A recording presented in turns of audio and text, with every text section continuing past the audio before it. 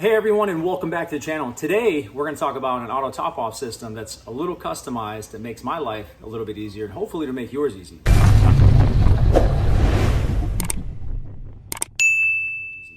Now what are we using? We're going to use the tried and true proven auto top off system by JBJ. Now I've had this for about 11 or 12 years. It's been sitting in a box and I said, you know, I need to make my life easier. I'm tired of manually making RODI water, putting it in a bin or storing it and gravity feeding it, and just trying to automate the process. Okay, so let's talk about this auto top off system. So this came out 11 or 12 years ago before they had optical sensors.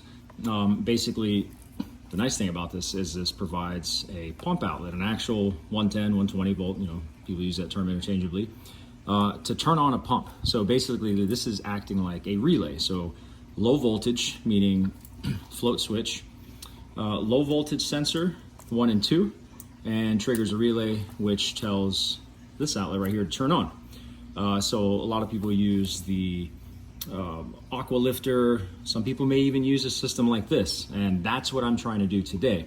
So how does this work? So we have two modes. In one mode here we have two float switches, and basically one, you can tell which one was in the sump because it's dirtier.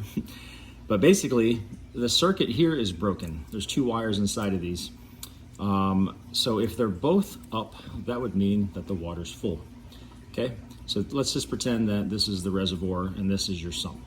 So this says, hey, I'm full of water. I can provide water. This goes down. That means your sump has dropped water level. That will kick on the ATO system. And then once your sump's full, this will raise back up nice and slow, boom, and it'll shut it off. Now, if this is off, well, meaning that there's no water in the reservoir, and this goes down, it won't turn the pump off. In fact, it'll say sensor 1, sensor 2, and the pump will just stay off, and that's to protect the pump from burning up. Now, there's also another mode here, which, I forget which mode, A or B, but basically you can use, no, I believe it's mode B. You can use the two sensors in a way that is not for an auto top off, but to keep a reservoir or sump filled. Let's just say you have gravity filled, right? Like in our video. Basically how these are gonna work, let me show you that right now, is it's gonna keep water within a specific level. So let me show you how that works. We got power on here. Right now it is in mode A. So this is sensor 1 plugged into the top here, and this is sensor 2. You can use them interchangeably. So what we're gonna do is we're going to have both of these up, and right now it's in mode A. So in this configuration, this is, you know, your typical setup. This one will be your reservoir, meaning your auto top off water, your RODI water, and this one will be in your sump. So if this is up, like I mentioned before, that means your reservoir is full, and this is your sump. And you can see right now the power's on. So if I drop this, meaning the sump water level has gone down, you're gonna see that the pump is on, right? And this being up means, yep, I have water, I'm gonna pump it. So now your sump is full, turns the pump off, no issues. Now, to protect the system, let's just say you've run out of ATO water, boom, right? So you have a red light, sensor 2. And also, let's say you're on vacation and your sump is now dropped to a level that is lower than it should be. Okay, that drops. Now you have two error lights and the pump's not gonna go on because right here, your sensor or your float switch is down, meaning you have no auto top off. So let's say, boom, you just put a few gallons of auto top off in there, you're gonna see that the pump is now gonna turn on. And once we close this, meaning the sump's back to full, the pump's gonna turn off. Okay, so that's mode A. Now if we switch it to mode B, and this is the way that I plan on using it, you basically have same concept, two sensors. I'm using this one for the bottom sensor. This is our top level, right, of our reservoir, and this is our bottom level. So obviously as the water drops, the first sensor that's gonna drop, or the first float switch that's gonna be dropped is gonna be the top one. So you're gonna see sensor 1, right? But it's not gonna fill water yet because we're trying to stay at a certain level. So now once the water level drops and reaches the bottom one, boom, now it's gonna turn on the pump. All right, so follow me here. So I'm trying to put these on top of each other to give a better representation. So we're trying to keep the water level between these two float switches. So now, okay, the pump's on, our RODI system's running, All right, we're starting to fill up. So now the bottom one has filled up, but we don't want to stop the pump there because we want the water level to be up here. Okay, so now once the water level gets full, that's going to turn the pump off and you're done. So again, water level drops, the pump's not going to turn on yet, so you have however many inches or feet in your reservoir. It's not going to turn the pump on until the bottom one has gone on. So both of these have to be up in order for the system to be complete and the pump's turned off. All right, so let's talk about how I did this. So basically, with this box, you have your sensors that plug in, right? So what I did was, and I'm gonna show you why I needed to do this, is I bought an 18-2 from Home Depot. I think it's like 40 cents a foot, maybe, yeah, 40 cents a foot. And there's 2 wires inside of it, 18 gauge. So the -2 means there's 2 wires, and it's pretty good. Meant for 300 volts. We're not passing 300 volts through this, and that's to extend the wire. Definitely solder it. Don't use butt connectors. You could definitely add some resistance in that, and with resistance, sensors just don't work well. So to give you a tour of what we're doing here, we have our RODI water sitting way up there, and we have a gravity feed that comes all the way down into a mechanical float switch. So when that float switch is up, no water shall pass. All right, so basically what I did here is I took some ABS plastic, I bent it, and I cut a little notch out right here to fit the sensor. And I cut a little notch out to fit the sensor, and this is gonna hang inside of that reservoir.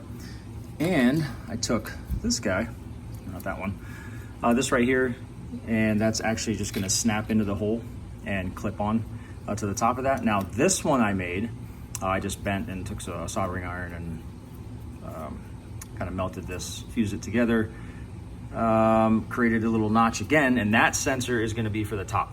Now I gotta buy more of this because I was going to run it to where it would just constantly, you know, go up and down, but I don't want to keep short cycling this. It's going to be wear and tear. So I would rather this thing have 30 to 40 minute run times and then kind of balance out between the 2 flow switches here. Well, dang it. So I ran the wire, and the conduit that I have here is too small to run 2 sets. So I'm gonna do what I said I wasn't gonna do, and that's, I know a lot of you are probably like, yeah, just go buy a new one, buy some more. Plus, I don't have enough wire. So I'm just gonna run this single wire and let this guy, you know, do its little short cycle, 5 to 10 minutes, however long it takes to fill up the this amount right here. So it is what it is. All right, so let's talk about how this is gonna work in a normal situation, not doing a test. So right now this is on standby, it's off. Okay, right now our water level is good. That float switch is up, so mechanically it's closed off. So I'm gonna reopen this, and this valve, this guy goes all the way up to the container up there. And this line that's teed in, get a better view here. So this is teed, so it goes up. And this valve right here, again, like I mentioned, is just for turning this off so I can do sump maintenance or disconnect the line and not have to worry about water flying all over me. So how this works, all right? Let's ramp up the pump so we can get it to suck out a lot of the sump water. And what we're gonna notice here is that as soon as the water starts coming down, you're gonna see that valve drop. You'll probably hear it, okay?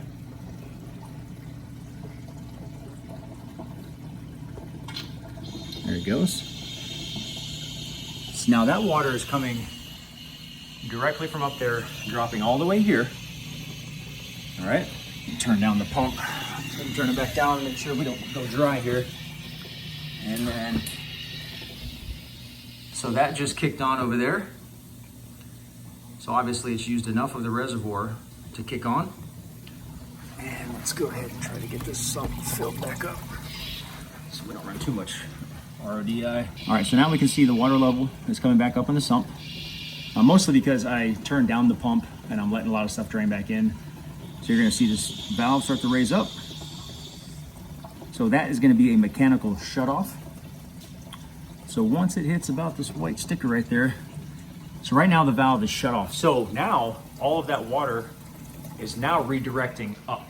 So initially It went down. That guy kicked on, pushed water into here. And so now the RODI system is on and it's pushing water back up there to top it off. Because now we're not letting anything get through to the sump. And so in just a couple minutes, this thing will turn off. This thing should be shutting off any second now.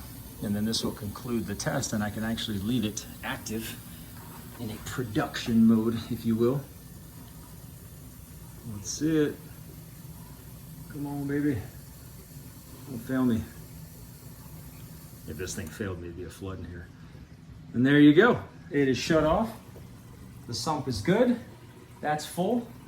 And that concludes our video. Hey, there's more than one way to skin a cat, right? So that's is now the system I'm going to use. Again, ran out of cable. I'm going to definitely buy some wire and put a top level sensor so the water actually has a decent amount of range so we're not short cycling that. I imagine that's probably going to kick on, maybe once or twice a day. To me, that's too much. I don't want to burn out the motor. But as you can see, this is one way that you can use the JBJ Auto top off mechanically and kind of like in a hybrid way.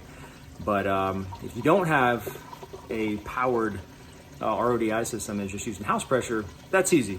You just feed that guy right into there, got a mechanical shut off, and you don't need to do anything else. So that's the downside of running something like this. But the upside is that you get more flow. Like I said, this does 100 gallons per day. I think some of the other ones out there are 75 or so. But anywho, thanks for watching the video. I really hope you liked it. Again, it was just something to share. Being able to reuse this JBJ Auto top off that I thought I was never going to use again. I was going to throw away, but pulled it out of storage and now it's in use. So happy reefing. Y'all take care. Don't forget, hit that subscribe button for future videos and we'll see you next time.